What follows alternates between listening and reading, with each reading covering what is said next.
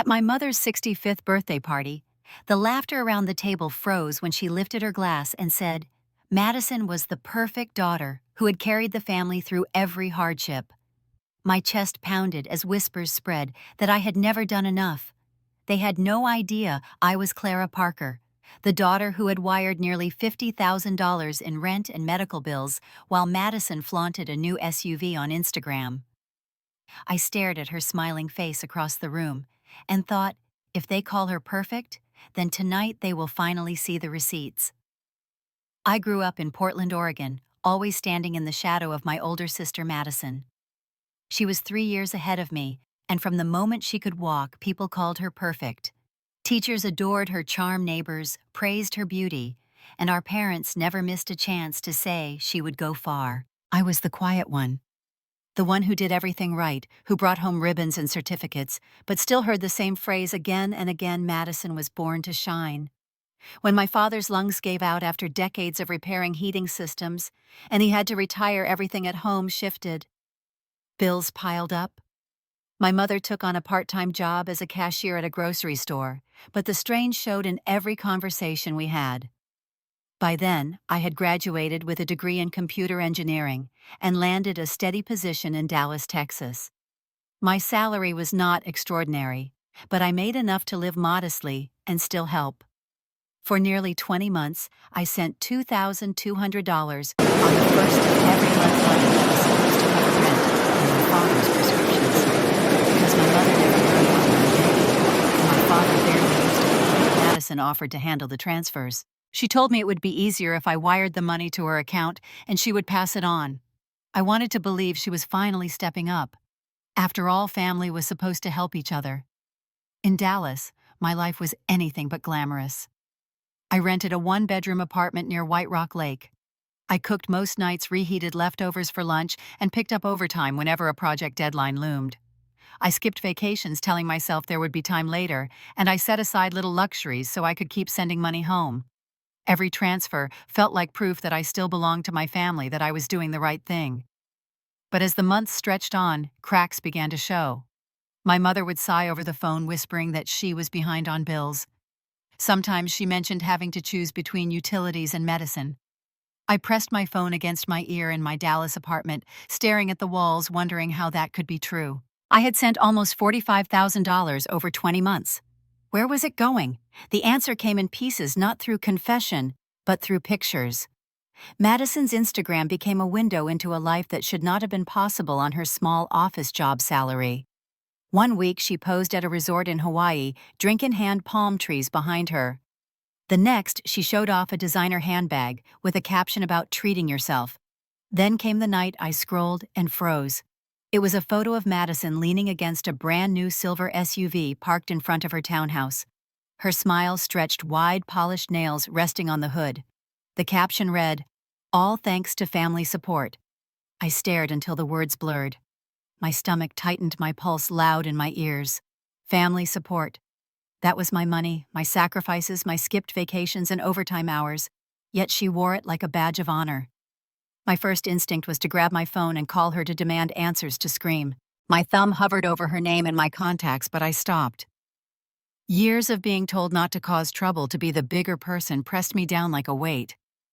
I tossed the phone aside and sat in silence. That night, I lay awake on my narrow bed, the hum of the refrigerator filling the room, the glow of Dallas lights seeping through the blinds.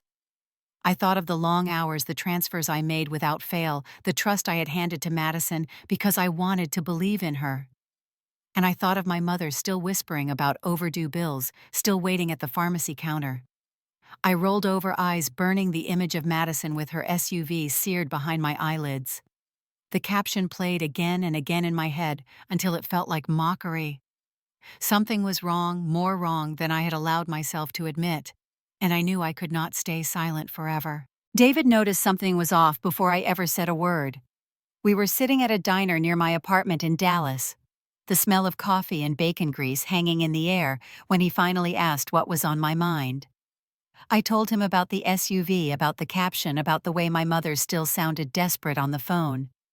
He listened quietly, his hands wrapped around his mug, Then he looked me straight in the eye and asked if I was sure Madison had actually been giving the money to our parents. The question hung there like a weight. I laughed it off at first, saying of course she promised she was family. But later that night, lying in bed, the question circled like a buzz I could not shake. What if he was right? What if the trust I had placed in her was the very thing she was using against me? I scrolled through her posts again. Pictures of rooftop parties in downtown Portland, sequined dresses that cost more than my monthly rent, a week-long vacation in Hawaii where she tagged luxury resorts. Each image stung. The next day I called my mother. She answered with the same tired voice, asking how work was going. I asked her directly if she was getting the money if Madison was bringing it over in full. There was a pause, and then she said everything was hard, but Madison always managed. She told me to keep saving my money for myself, not to worry so much that my sister was taking care of them. The words cut deep, like my sacrifices were invisible, like I was just an outsider with extra cash. I bit my lip and forced a smile into my voice, but when I hung up, my hand shook. That night, I pulled up my banking app and began scrolling. Line after line of transfers stared back at me, each one a neat record of my loyalty. $2,200, sent on the first of every month for 24 months, sometimes more when I worked overtime and added a few hundred extra. Nearly $50,000 in total. I whispered the number to myself, testing the reality of it. $50,000, and my mother still thought Madison was the one holding the family together. My chest burned with anger. I slammed the phone onto the couch and stood up, pacing the small apartment, my footsteps loud in the silence. I remembered every double shift I had taken at the office, every vacation I had canceled, every night I had microwaved leftovers instead of eating out all to make sure those transfers never failed. And yet Madison's face was the one shining on social media, drinking champagne in gowns that glittered under ballroom lights. I wanted to call her to demand an explanation, but I froze with the phone in my hand. What if she lied again? What if she twisted my words and made me the villain, ungrateful, jealous? It had happened before in smaller ways, and I had always been the one who stayed quiet to keep the peace. My throat ached as I lowered the phone. David called later to check on me. I tried to sound normal, but he heard the edge in my voice. He told me not to let this go, not this time. His certainty rattled me because it forced me to face what I had been trying to ignore. If I was right, Madison had stolen from me, from our parents, from the very people she pretended to protect. I sat back down on the couch and stared at the receipts glowing on the screen, my fingers scrolling slowly down the endless list of numbers. Each transfer was a piece of my self-proof that I had been there even from miles away. I thought of my mother's voice saying Madison was taking care of everything, and my stomach twisted. I knew then that silence was no longer an option. The truth was hiding in plain sight, and sooner or later I was going to have to put it all on the table. The night of my mother's 65th birthday was supposed to be a celebration, a rare moment where our whole family gathered under one roof. I flew back to Portland from Dallas with a tightness in my chest, hoping for something different, but knowing deep down what awaited me. The rented hall was decorated with white lilies, gold streamers, and tables lined with wine glasses that caught the light. Laughter rose and fell around me as cousins embraced and aunts traded stories. I took my seat quietly, trying not to let the familiar sense of being invisible overwhelm me. My mother stood at the head of the room, radiant in a silver dress she had saved for the occasion. She lifted her glass, cleared her throat, and with a proud smile announced that everything the family had survived over the past 2 years was thanks to Madison, her perfect daughter, who had carried the weight with grace. The room erupted in applause. Chairs shifted, hands clapped, voices rose with approval. I felt my heart sink into the floor. I could feel eyes sliding toward me, not with anger, but with pity. I caught fragments of whispers at my table, words like Clara never managed that Madison really is the responsible one. My chest tightened. I gripped the edge of my chair until my knuckles ached. It was as if the countless transfers, the overtime shifts, the skipped vacations had vanished into smoke. My sacrifices were not only unseen, they were handed to Madison like a crown. My father sat beside my mother, nodding proudly, his frail hands trembling slightly on his glass. Madison beamed, soaking in the adoration. She met my gaze briefly, her smile smug before turning back to accept the praise. Something in me snapped. The clapping faded, but the humiliation remained pounding in my ears like a drumbeat. I stood suddenly, the chair scraping loudly against the floor. The conversation's stilled, heads turned, eyes focused on me. My heart pounded, but my voice came out steady. If Madison has taken care of everything, then she can continue. From this moment on, I will not send another dollar. The silence that followed was sharp, heavy, suffocating. My mother's face froze, her mouth half open. My father lowered his glass slowly, confusion flickering across his features. A cousin coughed awkwardly.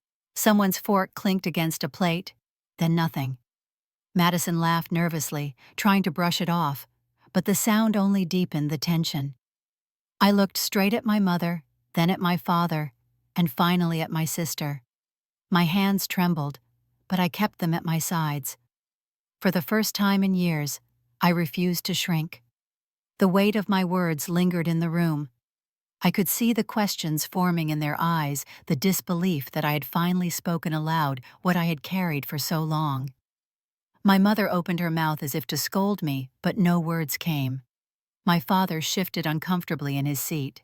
Madison's smile faltered, her jaw tightening, her eyes flashing with something I could not quite read. I sat back down slowly, the chair creaking beneath me. My heart raced, but I felt a strange calm settle in my chest.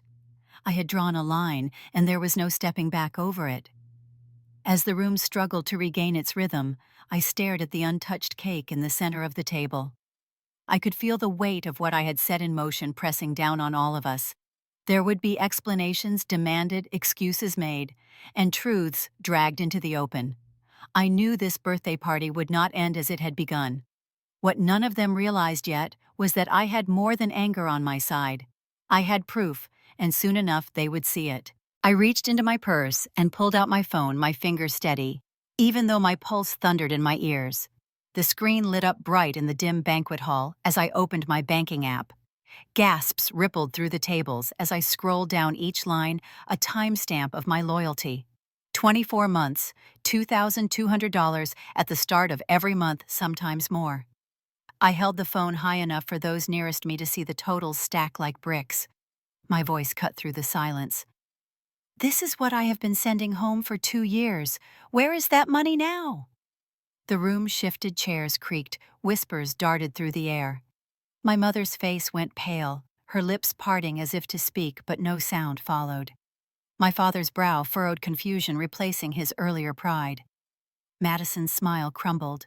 She shook her head quickly, the diamonds in her earrings catching the light. She stammered that she had only been holding it, that she was planning to give it back, that I was twisting things. Before I could reply, my Aunt Ruth spoke from across the table. Her voice was sharp, louder than I had ever heard it. We have never seen Madison hand your parents a dime. She looked at her husband, Uncle Allen, who nodded grimly. He added that he had helped my father with a grocery bill just last month, because money was short. If Madison had been covering everything, there would have been no need. All eyes turned back to my sister. Her hands trembled against the tablecloth. She tried again, saying, I must have misunderstood, that there had been timing issues, that bills had piled up, and she was only smoothing things over. The excuses crumbled as quickly as they left her mouth. The silence grew heavier. I placed my phone flat on the table and slid it toward the center. The list of transactions glowed like a verdict. The proof was undeniable. My mother's hand went to her mouth, her shoulders shaking as tears welled. My father stared at the screen, his jaw tight, his chest rising and falling in shallow breaths. Madison's face twisted, the color draining from her cheeks. She muttered something about credit card debt, about trying to keep up appearances, about how hard it was to live up to expectations. Then, as if the weight of the room finally crushed her, she broke. Tears spilled, her voice cracking as she admitted she had used the money to pay off her cards, to buy herself time to keep alive the image of the perfect daughter everyone believed her to be. The confession hung in the air. The chatter stopped entirely, the clinking of glasses and the shuffle of feet fading to nothing. I felt the heat in my chest ebb, replaced with a cold clarity. For the first time, the lies were out in the open, no longer mine alone to carry. My mother sobbed openly now, saying she never realized that she had trusted Madison without question. My father's voice shook when he said he felt ashamed. The relatives shifted uncomfortably in their seats, avoiding each other's eyes. Some looked at me with pity, others with guilt, but no one looked at Madison. She sat slumped, mascara streaking her cheeks, her hands clutching a napkin that tore in pieces between her fingers. I watched her cry, but felt no satisfaction. I only felt the long overdue weight of truth pressing down on the table. The party that was supposed to honor my mother had turned into a courtroom, and Madison's mask had shattered before everyone she had once charmed. I knew this was only the beginning. The money was gone, but there were still bigger lies waiting in the shadows, and the next reckoning would cut even deeper. I reached into my bag again, this time pulling out a thick folder that had weighed on me for months. I set it on the table, the slap of paper against wood cutting through the murmurs. My hands moved with certainty as I flipped it open and pulled out the lease agreement for my parents' apartment in Portland. The pages were creased from being carried, but the names were still clear. My name stood at the top as the tenant of record. Below it was a shaky scrawl of Madison's name signed as guarantor.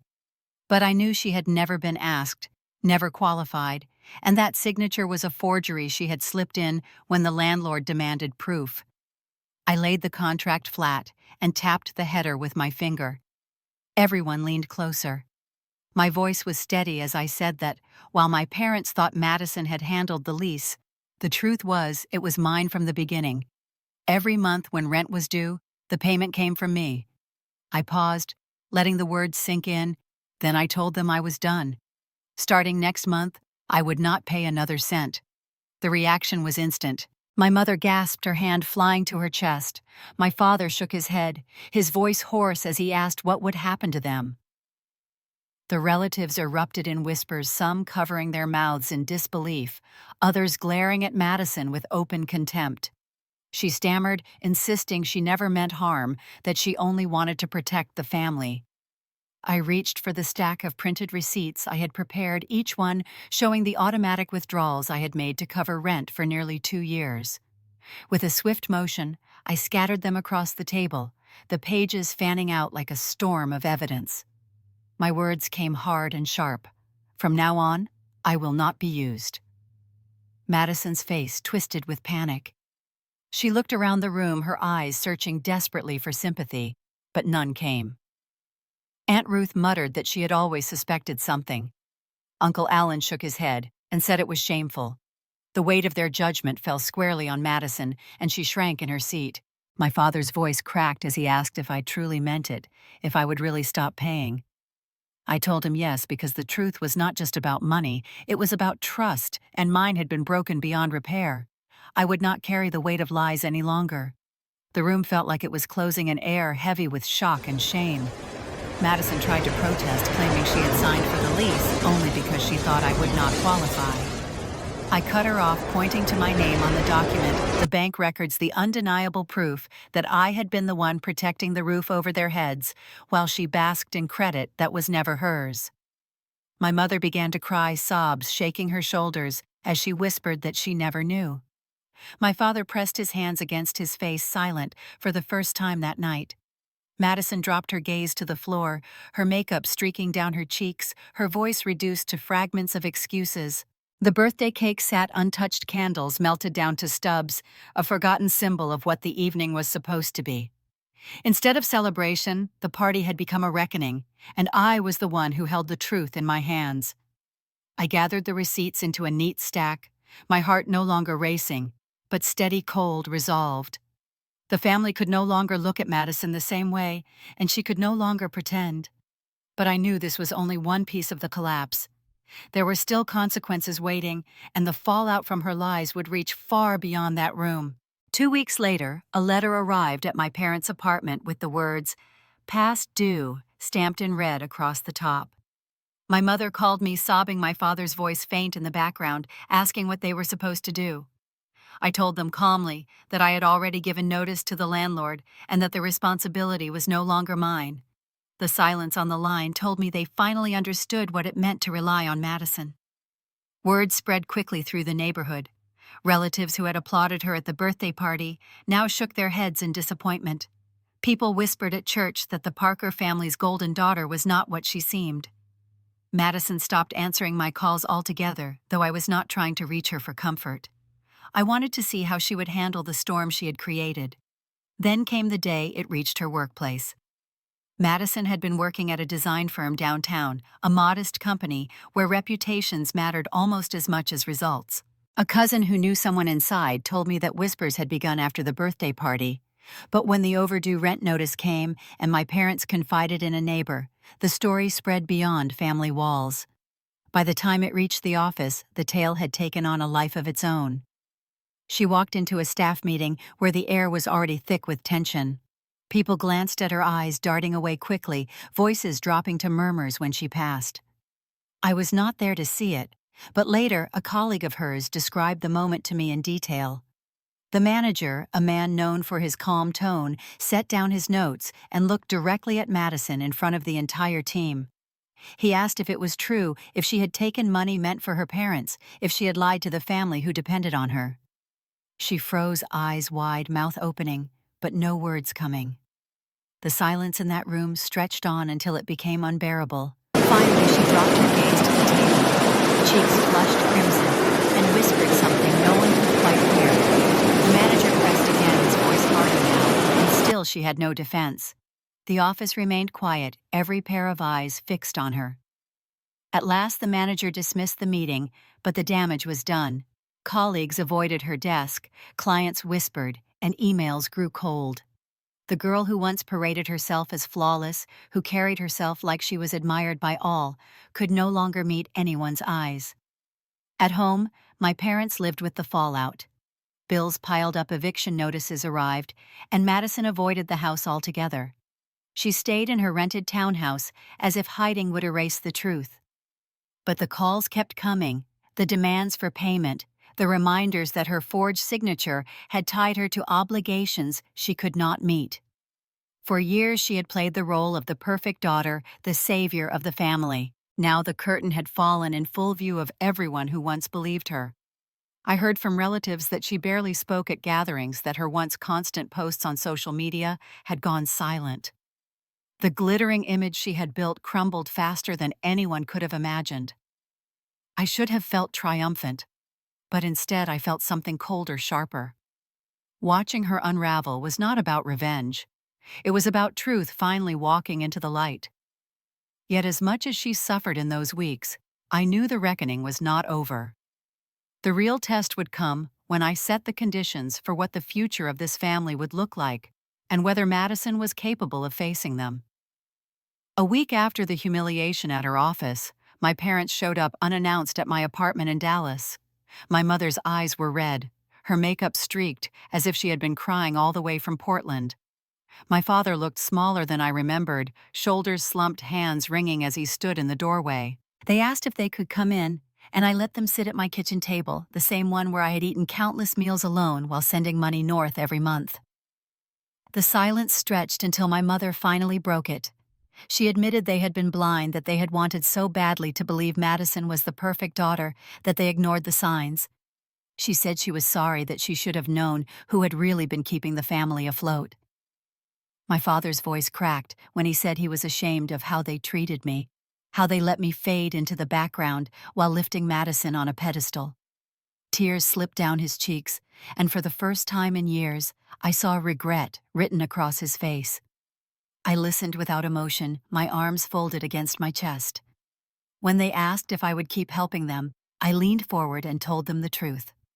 I would consider it, but only under 3 conditions. First, there would be no more comparisons between me and Madison.